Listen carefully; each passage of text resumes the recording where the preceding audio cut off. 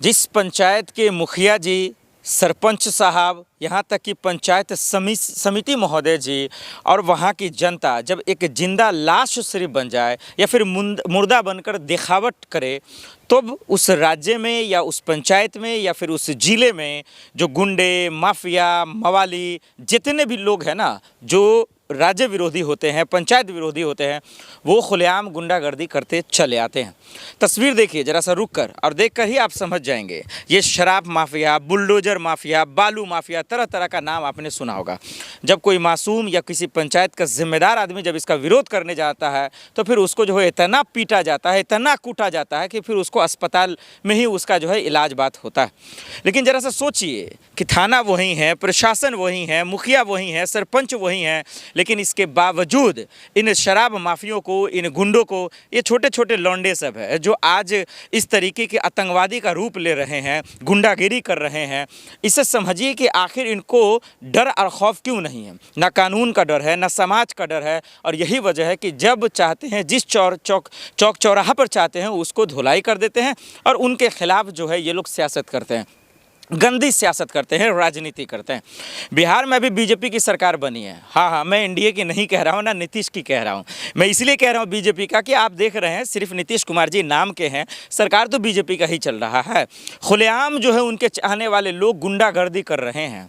खुलेआम उनके समर्थक जो है कैमरे पर पिस्टल दिखा रहे हैं, भाई नचा रहे हैं लोहे के नोक पर। वो उनको कोई डर नहीं है, कोई खौफ नहीं है, ना समाज का है, ना वहाँ की प्रशासन का है। अब वहाँ की प्रशासन क्या कर रही है, मुझे तो ये ताज्जुब लगता है। वहाँ का सरपंच और मुखिया महोदय क्या कर रहा है, मुझे ये ताज्जुब लग रहा है। वहाँ और मंत्री जी का तो छोड़ ही दीजिए आप।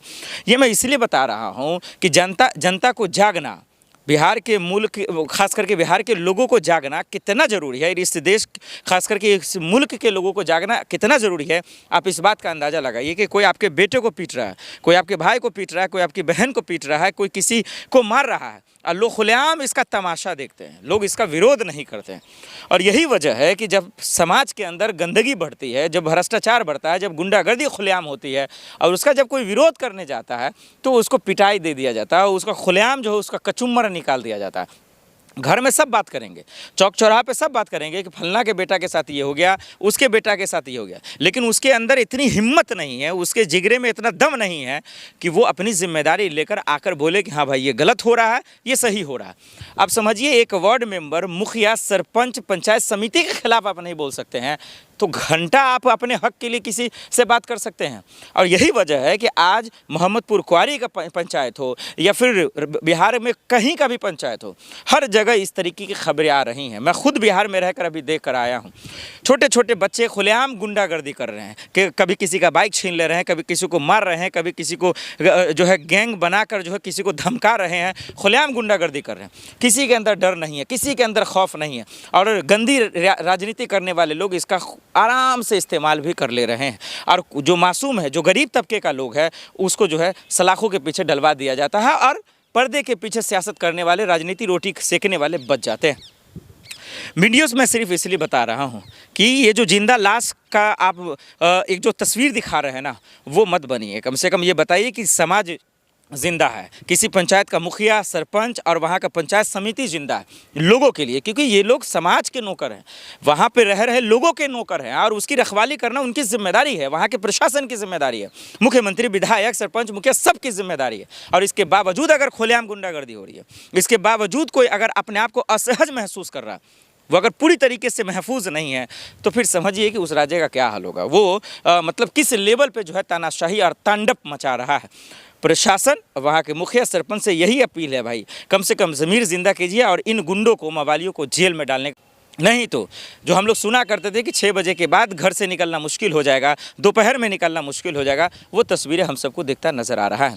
नीतीश कुमार जी सीएम हैं, सिर्फ नाम के हैं, वो हमारा आप जानते हैं। सम्राट चौधरी जब से आए हैं तब से, चाहे वो समस्तीपुर हो, पटना हो, नालंदा हो, मुजफ्फरपुर हो, शायद ही कोई अब राज्य माफ़ कीजिए जिला या फिर गाँव बचा होगा जहाँ पर जो है अतिक्रमण के नाम पर जो है ये तांडव देखने को नहीं मिल रहा। बुलडोजर चल रहा है, लोग आंसू बहा रहे हैं, रो रहे हैं।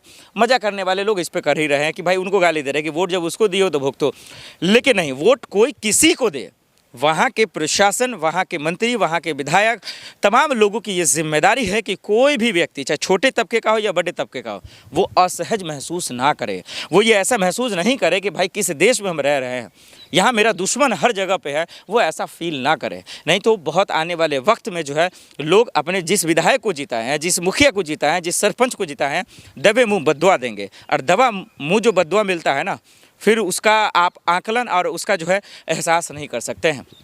समाज को जागना बहुत ज़रूरी है। ये जो गुंडे मवाली लोग हैं, इसके खिलाफ समाज खुद आए और ख़ुद जिम्मेदारी ले। मुखिया को पकड़ कर लाइए, सरपंच को पकड़ कर लाइए, पंचायत समिति के लोगों सबको पकड़ कर लाइए। ये उनकी जिम्मेदारी है। आपने वोट ही दिया है कि आप जो है कोई भी पंचायत सुरक्षित रहे, क्लीन रहे, साफ़ सुथरा रहे, वहाँ गुंडे मवाली पैदा ना हो, और कोई हो तो उसका इलाज किया जाए, कानूनी तौर पर किया जाए, प्रशासन को बुलाया जाए। आप बैठ कर जो है आप एक फैसला निकालें कि इन लोगों से कैसे निपटारा किया जा सकता है। नहीं तो कभी किसी के भाई को मार दिया जाएगा, कभी किसी के चच्चा को मार दिया जाएगा, कभी किसी के बहन को मार दिया जाएगा, और आप लोग जो है जिंदा लाश की तरह इसका तमाशा देखते रहेंगे। आज आप उसका मजा लेंगे, कल किसी के साथ होगा तो कल वो मजा लेगा। इसलिए अब ये सब पुरानी राजनीति हो गई, रणनीति हो गई। अपने पंचायत में ऐसा कैंडिडेट चुनिए, ऐसे लोग चुनिए जो आपके साथ सुबह हो, दोपहर हो, शाम हो, हर टाइम आपके साथ खड़ा रहे। ऐसा ना हो जो आपके साथ होने का दिखावा करे और पीठ पीछे जो है आपको ही धकेल दे। तो ऐसे लोगों से हम सबको बचने की ज़रूरत है। बिहार में इन दिनों जो हो रहा है बहुत ख़तरनाक हो रहा है। बिहार के ज़िले में जो हो रहा है बहुत भयानक हो रहा है। और बिहार के पंचायत में जो हो रहा है, जिस ज़िले के पंचायत में, वो तो और भी घटिया और घिनौना है। इससे जितना जल्दी आप लोग बच जाएं, होशियार हो जाएं, वो बहुत बेहतर रहेगा। क्योंकि शराब माफिया, बालू माफिया, बुलडोजर माफिया सब जो है ना, इन दिनों पूरे बिहार के लोगों की जान का प्यासा बन रहे हैं। इससे हम सबको बचने की ज़रूरत है। बिहार के मुख्यमंत्री नीतीश कुमार जी, सम्राट चौधरी साहब, आपसे मेरा बहुत विनती अपील है और बहुत दुखी मन से अपील है कि कम से कम इन दलितों पे जो बुलडोजर चल रहा है उसको रुकवा दीजिए। बहुत लोग परेशान हो रहे हैं। ये जो शराब माफिया है, ये जो गुंडे हैं, ये इनसे भी लोग जो है बहुत परेशान हो चुके हैं। जो आम लोग हैं, ये गाछी में, चौर में, तमाम जगह पर ये लोग शराब उतरवाते हैं और इनका जो विरोध करने जाते हैं उनको पिटाई की जाती है। इनसे भी कम से कम जो है आप जो है सुरक्षा दिलवाएं और कानून व्यवस्था की जिम्मेदारी भरपूर तरीके से लीजिए। और हो सके तो अस्पताल का अच्छा काम कीजिए, हो सके तो शिक्षा व्यवस्था का अच्छा काम कीजिए। क्योंकि जो बिहार के हालात अभी देखिए ना, मुश्किल से 10 से 15 दिन भी नहीं हुए शपथ ग्रहण होते हुए, उसके बाद ही ऐसा लग रहा है कि भाई बिहार में हो क्या रहा है यार। ये 10,000 के नाम पर जो वोट आपने लिया है, ये मतलब आपको रहम बरसाना चाहिए, आप कहर बरसा रहे हैं। ये बहुत अन्याय है। नीतीश कुमार जी, आपने कैसे आदमी के हाथ में मंत्रालय दे दिया जो भाई उनके समर्थक, उनके गुंडे खुलेआम गुंडागर्दी कर रहे हैं। बताइए ना, विजय सिन्हा के समर्थन में ढाई गोली चल रही है। यार कानून व्यवस्था का किसी को डर है कि नहीं? कोई जिम्मेदारी है कि नहीं? मुझे ये समझना है। क्या बिहार में कानून व्यवस्था का खौफ नहीं है? क्या उसका डर नहीं है? क्या प्रशासन का डर नहीं है? फिर वोट ही क्यों करते हो? इन लोगों को जिम्मेदारियां क्यों देते हो?